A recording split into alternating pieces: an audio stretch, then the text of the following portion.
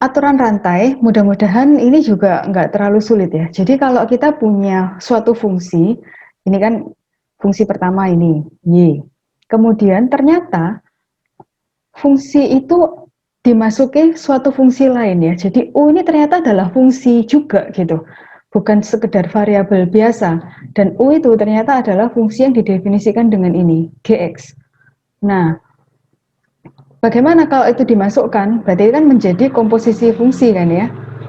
Nah, kalau ada komposisi fungsi begini, ketika kita turunkan, berarti kita turunkan fungsi luarnya dulu. Jadi kita turunkan dy per du-nya dulu. Jadi yang ini ya, fungsi paling luarnya itu nanti kita turunkan jadi y aksen. Kemudian nanti baru digandeng dengan u kita turunkan, jadinya u aksen gitu kan. Oke, kita langsung praktekkan saja. Kita lihat di sini ya. Ini fungsi luarnya apa? Kelihatan kan? Sesuatu pangkat 15. Jadi fungsi luarnya itu adalah kotak pangkat 15 ya. Kotak ini ya apalah gitu. Terserah mau dikasih nama apa. Jadi nanti Y aksen itu adalah 15 dikalikan kotak ini, kemudian pangkatnya jadi 14. Nah, ini pertama ya, bagian pertama. Kemudian kita kalikan dengan turunan dari kotak itu. Kalau saya pakai istilah kotak, kalian bingung enggak ya? Jadi ini 15 dikalikan, nah kotaknya baru sekarang saya tulis ya, 1 plus X pangkat 14. Kemudian turunan dari kotak itu adalah turunan dari 1 plus X, berarti itu adalah 1 ya. Jadi hasilnya 15, 1 plus X pangkat 14. Oke, itu aturan rantai. Silakan dicermati dulu. Saya lanjutkan pelan-pelan ke soal yang B. Jadi ini masih aturan rantai. Langsung ya, jadi saya tidak pakai istilah kotak-kotak lagi. Jadi Y adalah ini ya, yang keluar dulu kita kalikan. Jadi ini adalah 5 kali 1, kemudian 3 min 2X-nya tetap, kemudian pangkatnya jadi 4. Nah, 3 min 2X ini adalah fungsi yang di dalam fungsi tadi. Jadi kita turunkan di sini. Turunannya adalah min 2. Jadi hasil akhirnya kita kalikan min 10, 3 min 2X. Ini pangkat 4. Begitu. Kemudian ini saya ini salah ngetik ya. Jadi ini maksudnya itu pangkat 11 gitu. Jadi Y aksen adalah 11 kali semua ini pangkat 10 gitu kan. Kemudian dikalikan dengan turunan yang dalamnya. Dalamnya kita turunkan ya. 3X kuadrat dikurangi 4X ditambah 3. Nah, ini turunan dalamnya. Yang tetap tadi saya tulis sekarang. Kemudian bagaimana supaya menulisnya rapi? Saya pikir ini aja sudah rapi ya, jadi enggak apa-apa, begini saja sudah cukup. Karena ini pangkat 10 kan, jadi kalau Anda mau uraikan juga malah lebih panjang dan lebih tidak rapi gitu. Jadi sampai di sini saja sudah betul, sudah enggak apa-apa. Nah, ini gunanya juga untuk mengatasi yang tadi ya, kalau kita pakai U kali V, jadi misalnya tadi kan kita ada Y sama dengan sin kuadrat X.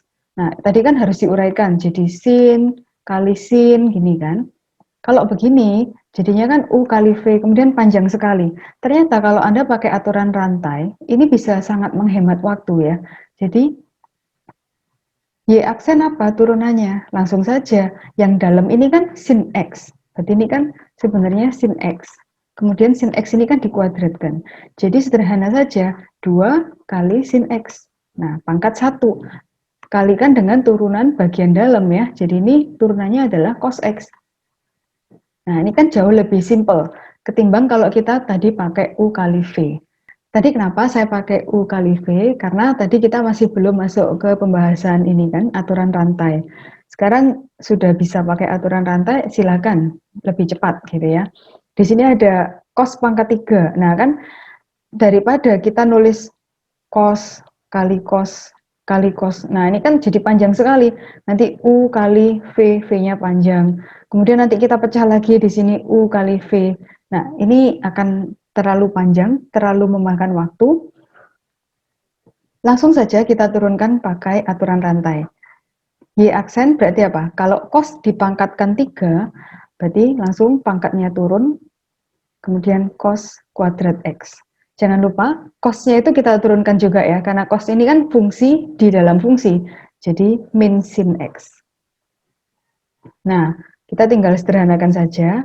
Min 3 sin X cos kuadrat X. Begini, kalau Anda tidak tukar, misalnya mau tetap tulis cos kuadrat X-nya duluan, boleh. Saya lebih senang ditukar, karena pada umumnya orang akan mengatakan sin duluan, cos belakangan. Biasanya begitu. Tapi ya, tidak masalah ya. Kemudian, ambil contoh yang lain, bahan kalian nanti latihan di rumah, belajar sendiri itu masih banyak sekali. Oke, saya ambil yang ini ya, yang ada trigonometri, karena mungkin ini yang lebih jarang dipakai. Tapi kalau ujian, ya lumayan sering juga keluar ya.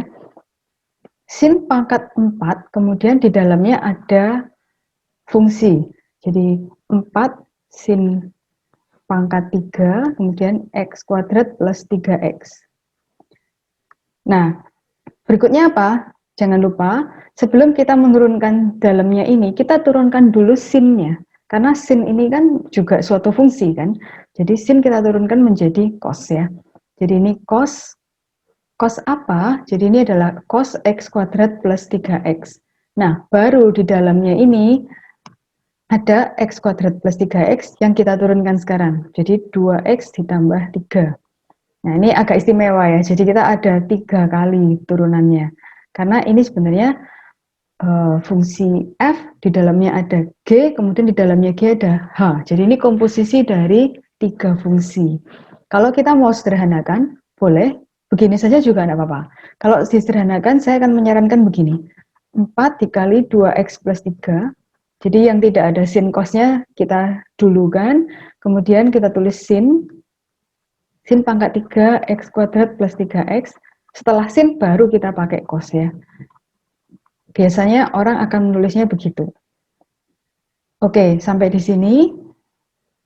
Kalau ini tidak ada masalah, berarti yang lain-lain itu juga sangat mirip.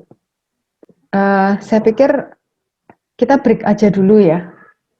Kita break dulu, nanti terakhir itu kita akan bicara tentang turunan dari fungsi implisit, kemudian habis. Itu sudah soal yang terakhir.